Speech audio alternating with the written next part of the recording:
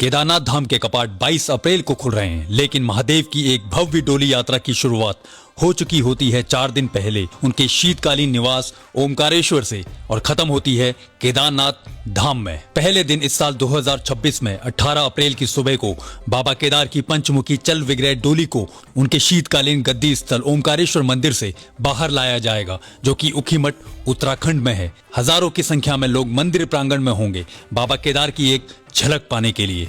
डोली को सजाया जाएगा, ढोल नगाड़े बजेंगे और फिर एक सुर में गूंजेगा हर हर महादेव। ओमकारेश्वर मंदिर की परिक्रमा के बाद बाबा केदार की डोली प्रस्थान करेगी गुप्त काशी के काशी विश्वनाथ मंदिर। ये वही विश्वनाथ मंदिर है जहां पांडवों से छुपने के लिए महादेव अज्ञात वास में रहे। गुप्त काशी में एक भव्य स्वागत होता है महादेव की इस डोली यात्रा का।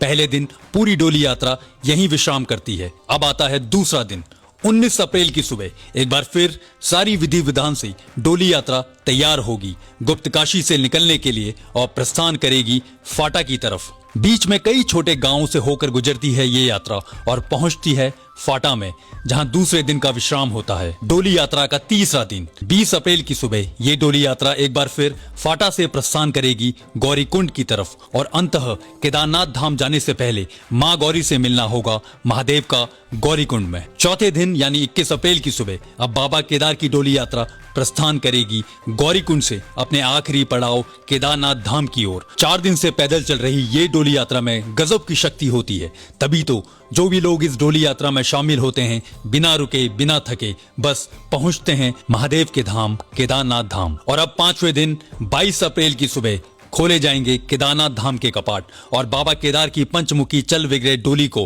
प्रवेश कराया जाएगा धाम के अंदर, जहां अगले 6 महीने तक लाखों लोग उनके दर्शन कर पाएंगे। ये डोली यात्रा जो शुरू होती है ऊखीमठ के ओमकारेश्वर मंदिर से और खत्म होती है केदारनाथ धाम में, बहुत कठिन है, लेकिन विश्वास मानिए शक्ति जब महादेव की है तो फिर सब कुछ आसान है।